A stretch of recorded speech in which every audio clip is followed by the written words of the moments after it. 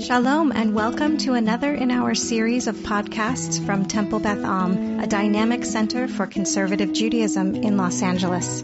This is a recording of Rabbi Avi Havivi's weekly Siddur class.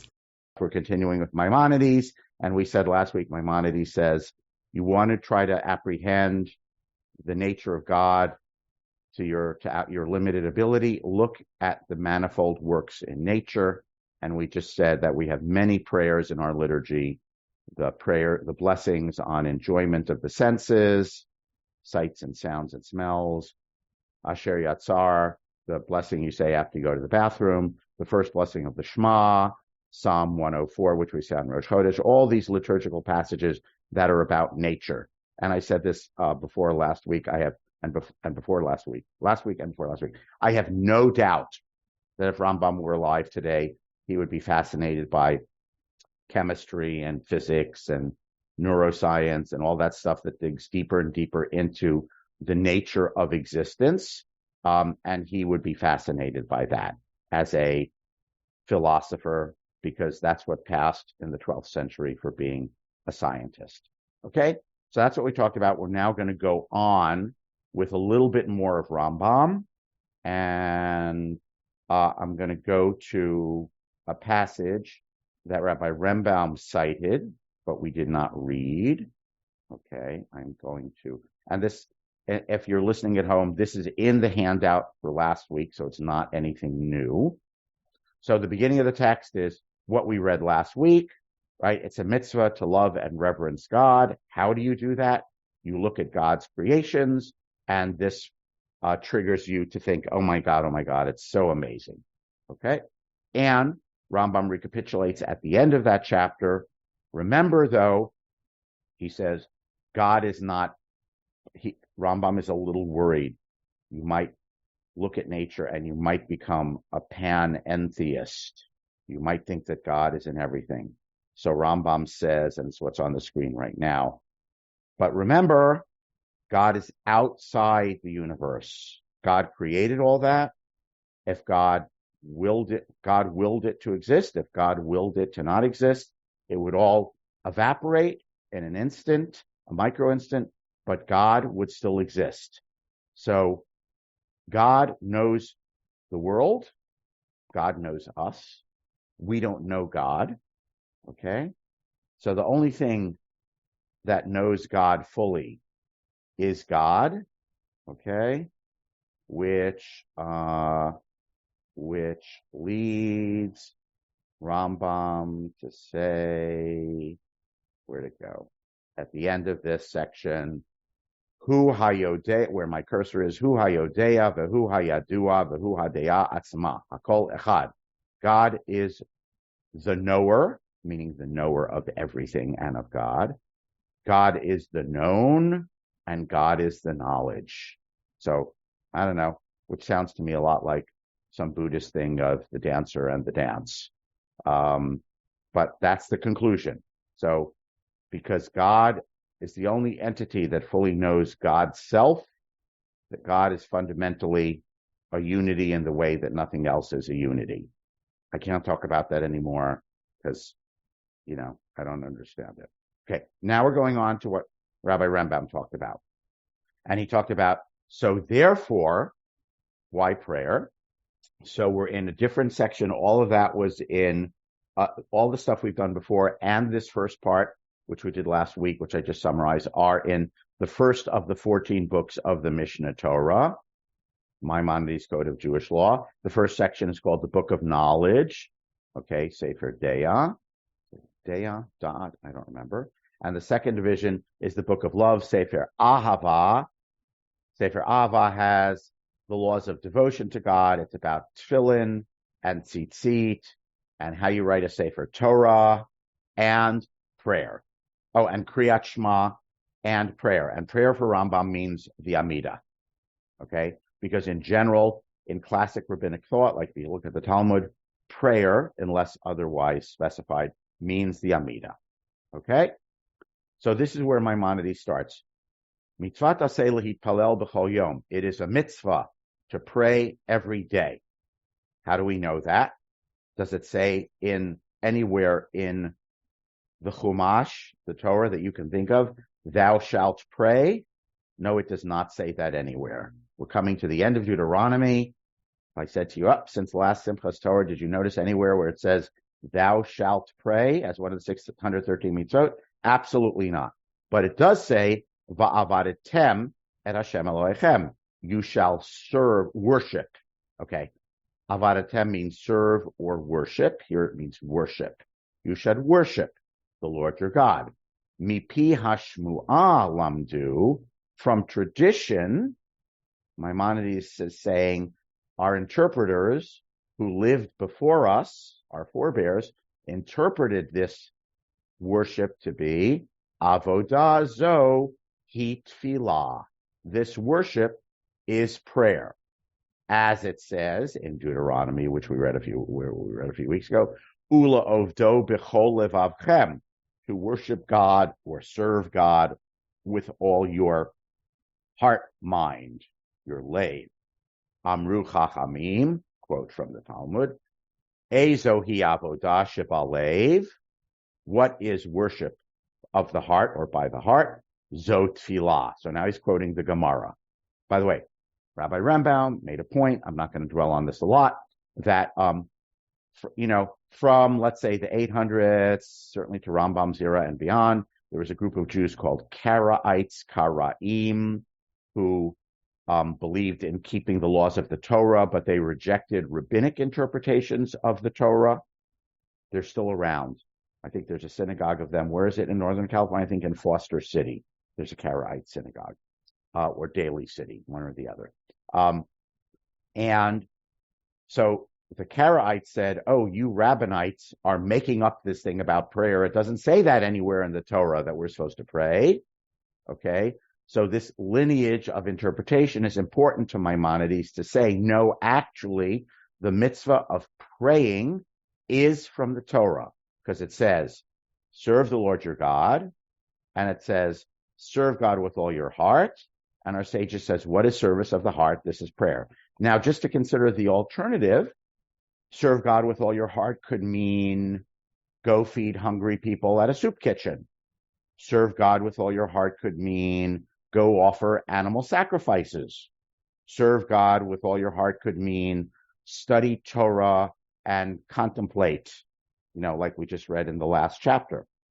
Okay, so serving God could mean a bunch of things. Or again, avodah can mean serve or worship. Okay, here it's the serving and he's shading it into worship. So you could worship God a lot of ways. Heschel, when Heschel marched for the Civil Rights March, he said, I felt like my feet were praying, okay, as a metaphor. So you could serve God in a lot of ways. He says, our tradition tells us that what this means in the Torah as a Torah commandment is pray. He doesn't say anything about the Amidah yet, okay? He says prayer is a mitzvah. But then he goes on to say, Ve'ein minyan hatfilot min haTorah, ve'ein mishneh hatfilah hazot min haTorah. But the Torah does not specify any number of prayers or any particular wording of prayers. Okay, so remember we all learned the Midrash says Abraham ordained Shachrit and Isaac ordained Mincha and Jacob started Mariv. Maimonides says the Torah doesn't say that. The Torah just says it is a mitzvah to pray, and the Torah does not specify what words or when. Ulefichach, this is why women and slaves, meaning people who in Maimonides' world, their time and labors were controlled by other people, and therefore their time was not necessarily their own. Therefore, those categories of people are obligated to pray, because prayer is a mitzvat aseh shelo hazman rama. It is a positive commandment which is not time-bound. By the way, how do Orthodox women, if they're serious about this, how do they fulfill that prayer? Anyone know what Orthodoxy says? When are women supposed to pray? Once a day. So traditionally women are supposed to say the Amidah once a day. Men traditionally supposed to say the Amidah 3 times a day. Okay? Because this halacha emerges originally from a world in which women were subordinate to men, all right? And women ran the home, and when the baby is crying, you can't necessarily make sure that you say the Shema before, 8:37 a.m. or 9:33 a.m. or whatever time it says on your phone is the latest time for Shema, okay? And the latest time for the Amidah. But the obligation to pray is a non-time-bound obligation, and therefore women are obligated to pray. I don't want to go any deeper into that, just we're not Orthodox. Okay. So what is the essence of the mitzvah if it's not the Amidah? Because Rambam said there is no set text or time.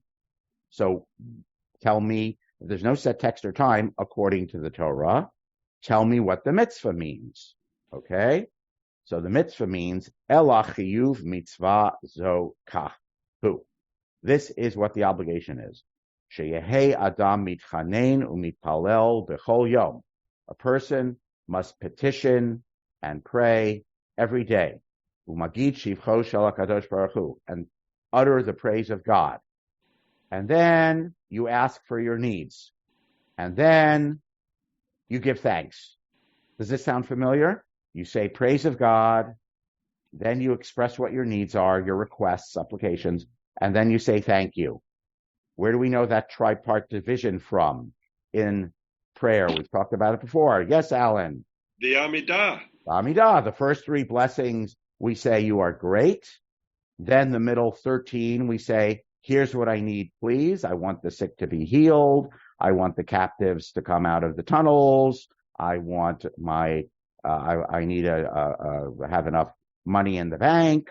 Okay. All the things we pray for. And then the last three are thank you. Okay. So Rambam has telegraphed here. Of course, he's not making this up, right? This is from the Talmud, and he knows that you know the Amidah. So he's saying, look, you're supposed to pray every day. What does that mean? Okay. You're supposed to, after you did the stuff we read last week that I summarized at the beginning, after you look at the world and you say, oh my God, it's amazing. Okay. Then you got to pray every day. All right. And that means you praise God, you ask God for things, and you say thank you. Okay. Im haya ragil, marbe b'tchina v'akasha. If you are a fluent prayer, right, then you pray as much as you want.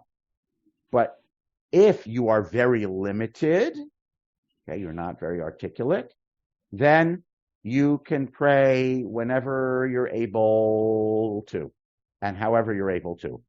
You know, the Hasidic story of that we always hear about on the high holidays about the shepherd, right? If all you can say is, God, let it be known before you that if you had sheep, I would tend them for free. That's your level of articulation. Great. V'chein minyan hatfilot kol echad lefi yecholto. The number of praying episodes, everyone is according to their ability. Some people pray once a day, and some people pray many times a day. This is according to the Torah, not rabbinic law. Torah. Rambam's saying this is a mitzvah from the Torah. You got to pray. You say, you're amazing. Here's what I need. Thank you for listening to me. Okay? And you could do that as many times a day as you want, or as little as you're capable of. God, you're great. If you had sheep, I would take care of them for free. Please take care of my sheep. Thank you. That's it. Okay. And it's good to face the temple. From the time of Moses up until Ezra, people traditionally have faced the temple. He puts this in. Okay. All right. So why do we have all this morning and evening, 3 times a day? Where did it come from? Why? So Maimonides has, I don't want to read the whole paragraph. You can read it at home near the bottom of page 4. When the people went into exile in the time of the first temple, they mixed with the other nations and they came home from exile, and they didn't speak a good Hebrew anymore. Okay? So no one knew how to pray anymore because they were no longer fluent. Therefore, they said, I don't know what to say. I don't know what to do. Therefore, Ezra, the sage of returning to Eretz Yisrael in the year 450-ish BCE, 100 years plus after the first exile, the destruction of the temple by Babylonians, Ezra and his Beit Din. This is, by the way, in rabbinic literature, this is a way of saying it started in early Second Temple times. I'm now going to put something in parentheses. Midrashically, they say Ezra and his Beit Din. In parentheses, the historical interpretation of that is we don't really know how. Okay? We don't exactly have a history of it. We don't exactly have a record of it. And the Midrash says, they sat, they discussed, but we don't really have very much contemporary Jewish literature from that era of there's a little bit. And the sages of the Mishnah and Talmud era, when they want to say, hey, it goes way back, they say Ezra and his Beit Din. So Ezra and his Beit Din, because people didn't really know Hebrew anymore. They didn't know how to pray anymore because we got exiled and we weren't fluent and we spoke other languages. Everyone with me? Ezra and his Beit Din organized 18 blessings. The Kevan Shira'a Ezra uBeit Dino Kach. Once Ezra and his court saw that people couldn't speak properly anymore, Amdu v'tiknu lahem shmoneh esrei brachot al pi haseder. They organized 18 blessings according to an order.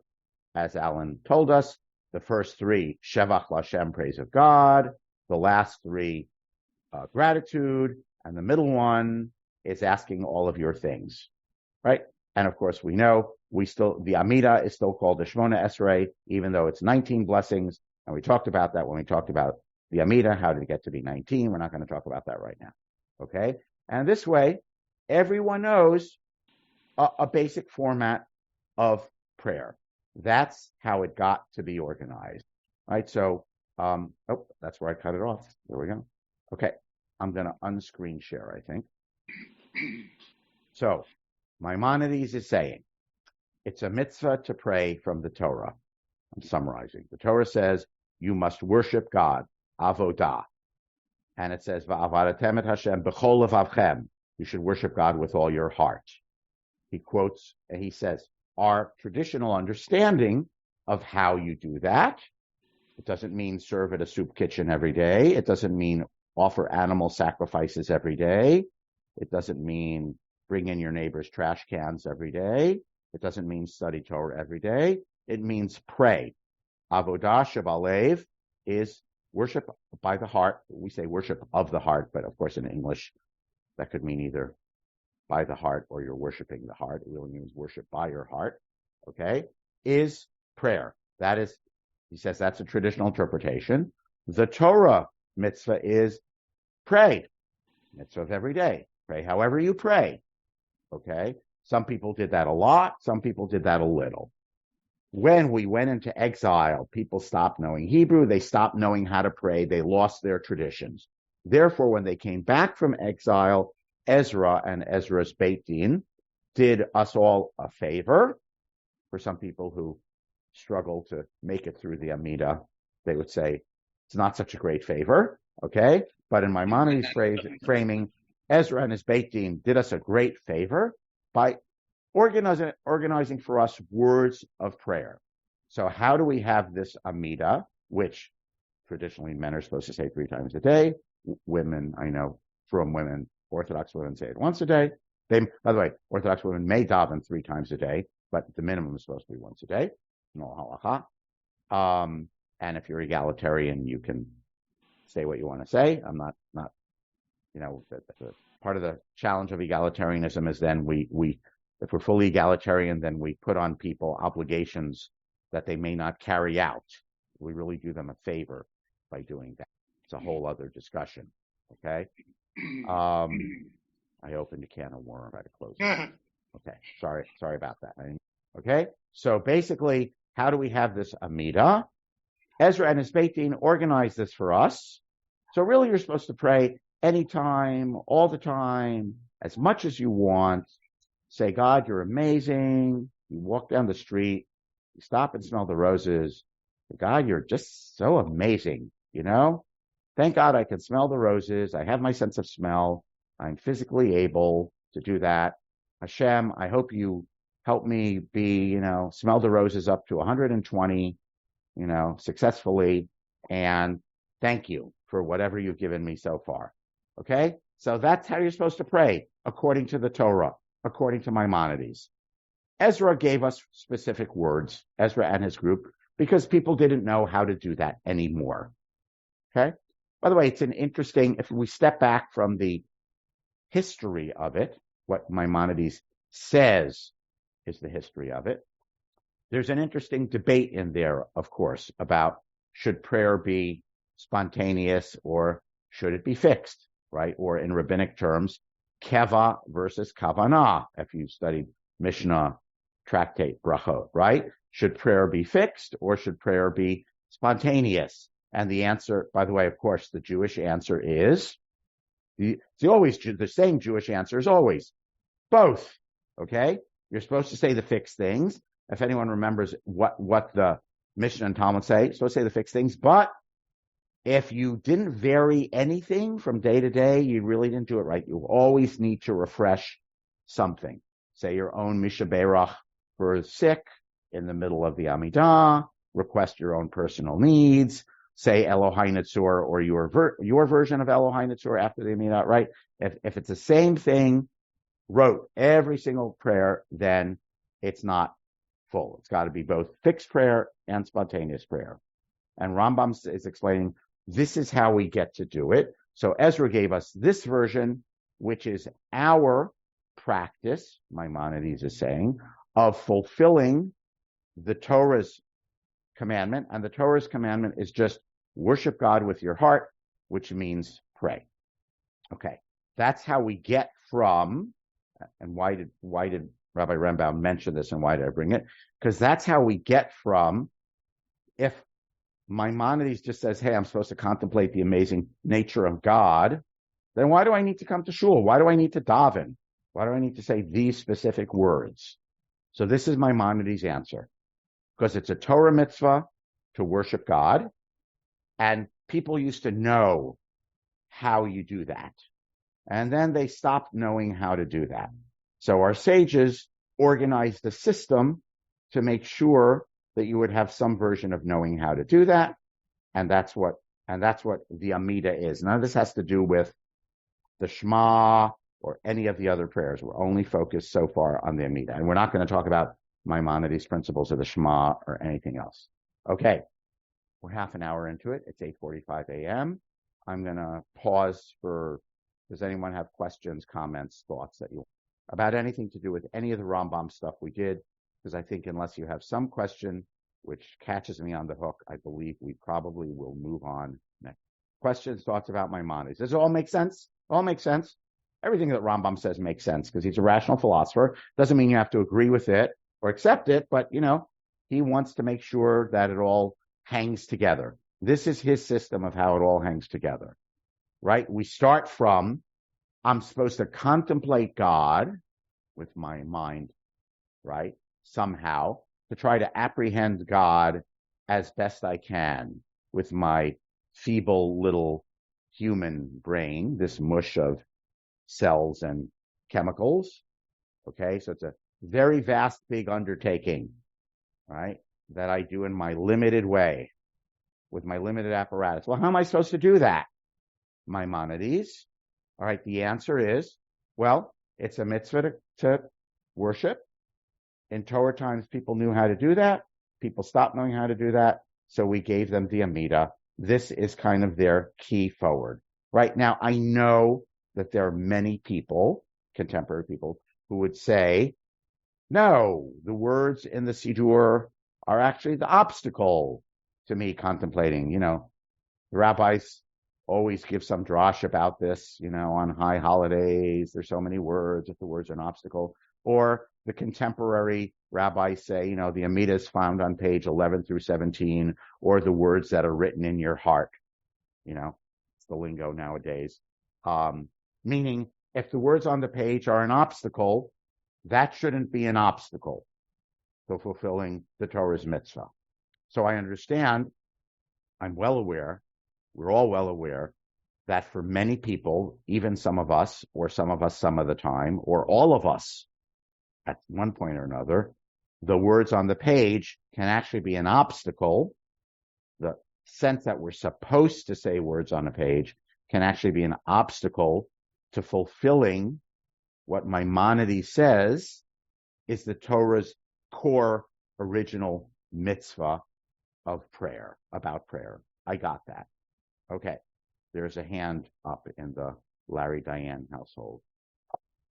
Yeah. Obviously, I need more time, but I'm going to just ask a question, try to make my question pointed. And part of this is informed by Diane and I having just concluded watching a Netflix series called Chaos, which is a modernization of the Greek gods myths, and I highly recommend. How many episodes? 8 episodes. Jeff Goldblum is great. He plays Zeus. Okay. Well, so, Netflix has planted Larry here in our class to give a commercial. Okay. Chaos. Good. All right. Go on with your question. Well, in this series, Zeus is furious because human beings are not honoring him, or not worshiping him in the way that he demands, and the gods demand. It's more complex than that. And I'm wondering if I don't know enough Aristotle and Greek philosophy to understand how the Greek philosophers dealt with the concept of the gods, but I've always thought that Judaism and the development of Torah Judaism, which happened after the temple cult ended, was basically in dialogue with the rest of the Mediterranean philosophers, people who were trying to grapple with the meaning of life and the nature of God. Yeah. So am I correct in seeing Maimonides as simply being an extension of that dialogue, but a millennium later? Yes and no. The dialogue changed. Here's the no. By Maimonides' time, the dialogue had changed, because for Maimonides, there's no paganism. Paganism is something of long ago. Paganism was dead and gone.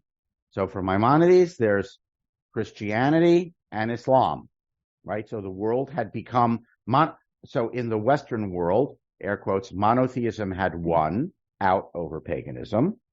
So yes, Maimonides is in dialogue. I don't think he's in dialogue with the pagan world.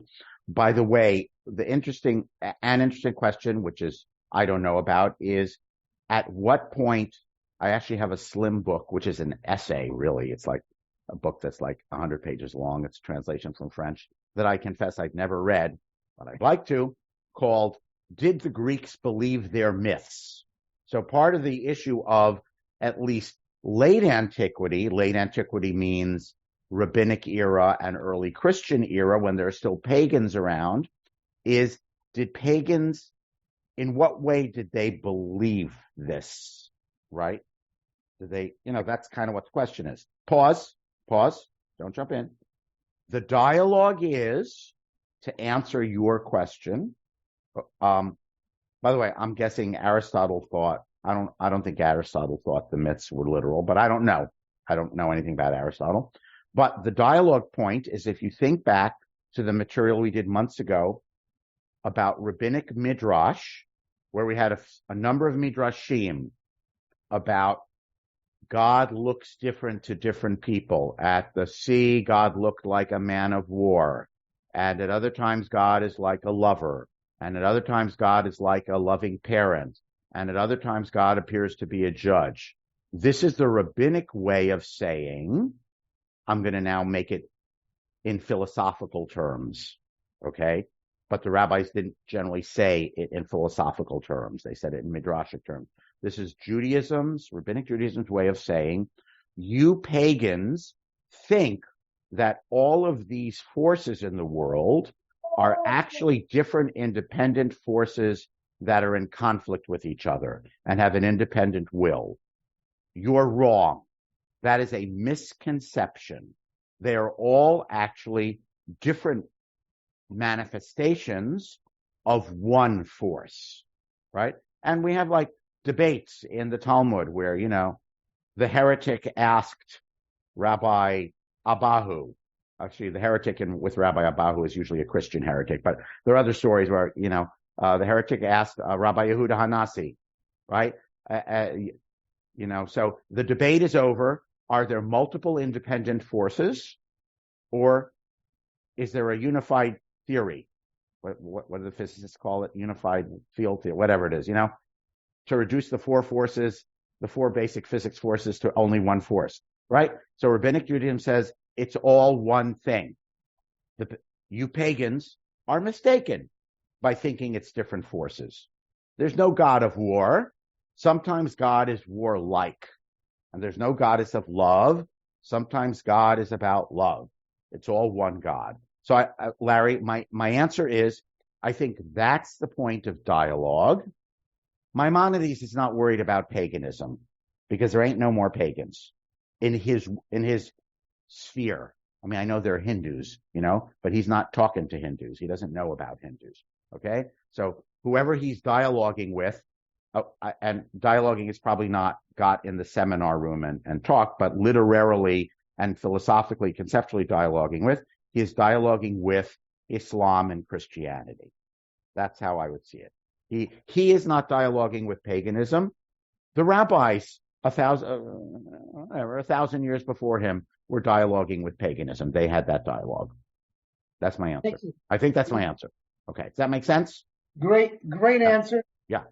And again, by the way, we know that there are lots of times when ancient Judaism made fun of polytheism, right? You take your enemies down a notch by mocking them. Oh, they believe that the statue made of wood and stone has power. Okay? But at the core debate, let's honor the debate. I want to honor the debate and not mock the other side in the debate. Okay? To honor the debate is the chaos. The world frequently feels chaotic, and people fear chaos and crave order. Okay? So is the world chaotic? And I'm going to conclude with this. Is the world chaotic because there are multiple forces doing battle with each other, which is what polytheism and paganism said, whether it's in the ancient Near East or in Greece, right? There are multiple forces, I'm going to point up there. There are a lot of gods, and they're fighting with each other. And when my city fights your city, my God is fighting your God, and whichever God is stronger will win, and that which, therefore, their city will win. If I could take it on a very primitive level, okay? There's a storm at sea. The storm god is raging against the sea god. So lots of people looked at what appears superficially to be chaos, and they said multiple forces clashing, many gods. Okay? Monotheism said, and this is the revolution of monotheism, there's only one force behind it all. How come it sometimes looks like they're that's very complicated. We can talk about that. But ultimately, there is one force behind everything. That's kind of the innovation of monotheism. You might not see that. It might look to you superficially to be divided. It might look to you superficially to be chaos. It's a mistake. It's just like, I don't know. Here, I'm putting my 5 fingers under the screen. Oh, look, there are 5 separate pieces of flesh. No, that's just an illusion. There's only one hand. Okay? It happens to look like there are 5 separate things. So you think there are 5 separate things. It's not. That's just an illusion because you don't go deep enough. Sorry to go on at great length. I think that's the answer, Larry. And now you definitely have to watch the series, which is called Chaos. I'll tell the missus we're putting it on the list. Okay. All right. Okay. Gotta go. Stay healthy. Be Torah. I think we could study Rambam. We could make a lifetime study of it, but I believe if I can get it together next, I don't know, should we do some high holiday thing? We've done high holiday things before. We've done the 4 additions to the Amida. We've done some Piyutim. We've done high holiday stuff before. So I think we're going to stay on task. We're going to move forward, and we will try to move into Kabbalah, mysticism, and again, contemporaries roughly within a few hundred years, give or take, of Maimonides and their very different views of God than Rambam's view of God. Okay, see you then. You have been listening to another in our series of podcasts from Temple Beth Am, a dynamic center for conservative Judaism in Los Angeles. If you enjoy these podcasts, we invite you to write a review on the Apple Podcast site or wherever you get your podcasts. For more information about Temple Beth Am Los Angeles, go to tbala.org.